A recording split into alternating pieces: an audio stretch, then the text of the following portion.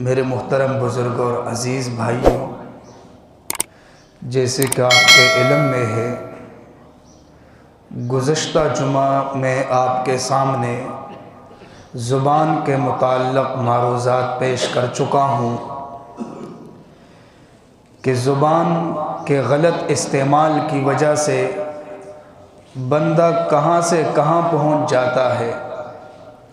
ایک شخص اگر بد اخلاقی کا اظہار کرتا ہے، بد زبانی کا اظہار کرتا ہے، تو ایسی صورت میں دنیا کے اعتبار سے بھی وہ زہر قاتل ہے، معاشرے کے لیے بھی زہر قاتل ہے، اور آخرت کے اعتبار سے اور دین اسلام کی نظر میں وہ بہت بڑا مجرم ہے۔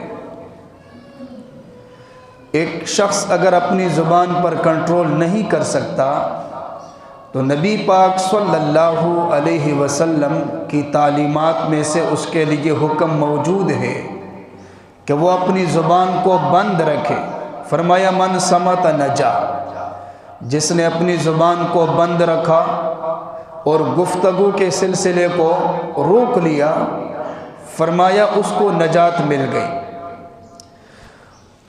ہمیں شریعت نے یہ حکم دیا کہ ہم اپنی زبان کو استعمال کریں ذکر اللہ میں۔ فرمایا یا ایھا الذین آمنوا اذکروا اللہ ذکرا کثیرا، کثرت سے اللہ کو یاد کرے۔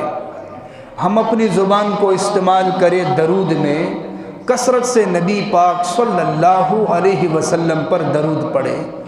فرمایا ان اللہ وملائکتہ یصلون علی النبی، اللہ تبارک و تعالی خود اپنے پیغمبر صلی اللہ علیہ وسلم پر درود بھیجتے ہیں، اور اللہ کے جو فرشتے ہیں وہ رحمت کی دعائیں مانگتے ہیں، اور حکم دے دیا یا ایھا الذین آمنوا صلوا علیہ وسلموا تسلیما۔ ایمان والوں کو حکم دیا، فرمایا کہ تم بھی سلامتی بھیجو، تم بھی نبی علیہ الصلوۃ والسلام پر سلام پڑھو۔ تو زبان کو ذکر و اذکار میں استعمال کیا جائے، درود میں، اوراد و وظائف میں، قرآن کی تلاوت میں۔ اگر ہم اپنی زبان کی حفاظت کریں گے، حسن اخلاق میں استعمال کریں گے، تو زبان سے نکلے ہوئے الفاظ پر اللہ کی طرف سے اجر ملے گا، اللہ کی طرف سے ثواب ملے گا۔ اب اکثر لوگوں کی یہ کوشش ہوتی ہے کہ زبان قابو میں رہے، اکثر لوگوں کی یہ کوشش ہوتی ہے۔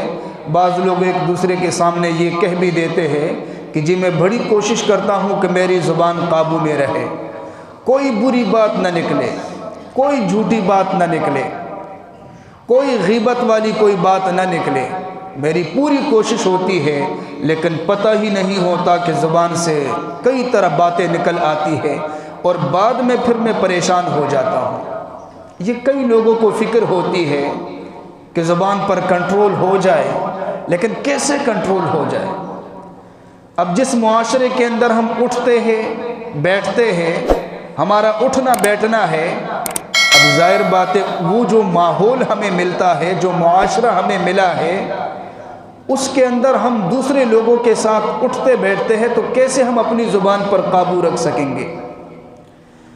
اس بارے میں اگر ہم شریعت سے رہنمائی لیتے ہیں تو اسلام نے ہمیں یہ بتایا کہ اولیاء اللہ کی صحبت اختیار کی جائے، نیک لوگوں کی صحبت کو اختیار کیا جائے، اللہ کے ولیوں کی مجالس کے اندر حاضری دی جائے۔ ایسی صورت میں اللہ تبارک و تعالی دین اسلام پر صحیح معنوں میں چلنے کی توفیق عطا فرماتے ہیں۔ فرمایا یا ایھا الذین آمنوا اتقوا اللہ وکونوا مع الصادقین۔ جہاں قرآن نے یہ حکم دیا کہ تقوی اختیار کرے، اللہ سے ڈرے، ساتھ ہی بھی حکم دے دیا کہ سچے لوگوں کے ساتھ جمع ہو جائے اور سچے لوگوں کے ساتھ اٹھنا بیٹھنا رکھے۔ تو جب ہم نیک لوگوں کے ساتھ اٹھیں گے بیٹھیں گے، ان کا اثر بھی ہوگا۔ تفسیر روح المعانی میں علامہ آلوسی رحمہ اللہ فرماتے ہیں اس آیت کی تفسیر میں خالطوہم تکونوا مثلہم، فرمایا آیت کا مطلب یہ ہے کہ نیک لوگوں کی مجالس کے اندر بیٹھو، نیک لوگوں کے ساتھ بیٹھو، ان کے ساتھ اٹھنا بیٹھنا رکھو۔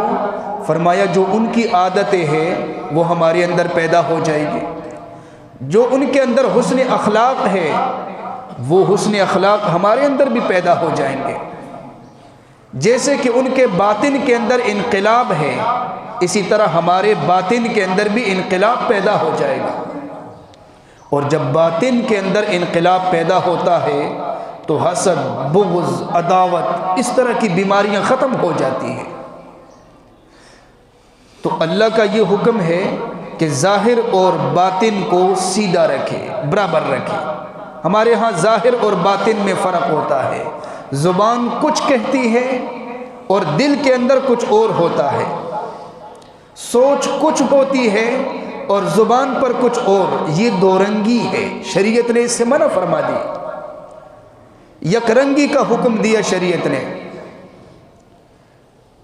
اب دیکھیں شریعت نے ہمیں یہ حکم دے دیا کہ ہم یک رنگی، جو شریعت کا حکم ہے اس کے مطابق ظاہر اور باطن کو ہم برابر رکھیں۔ خربوزے کو دیکھ کر خربوزہ رنگ پکڑتا ہے، جب ہم اولیاء اللہ کی نشستوں میں جائیں گے، مجالس میں جائیں گے، وہاں حاضری دیں گے، ان کے ساتھ اٹھیں گے، بیٹھیں گے، ایسی صورت میں ہماری زندگی پر بھی اثرات مرتب ہوں گے، ہم بھی حسن اخلاق کا مظاہرہ کریں گے۔ اور جب ہم غلط لوگوں کی مجالس میں حاضری دیں گے تو پھر ظاہر بات ہے ان کے وہ غلط اثرات ہم پر مرتب ہوں گے۔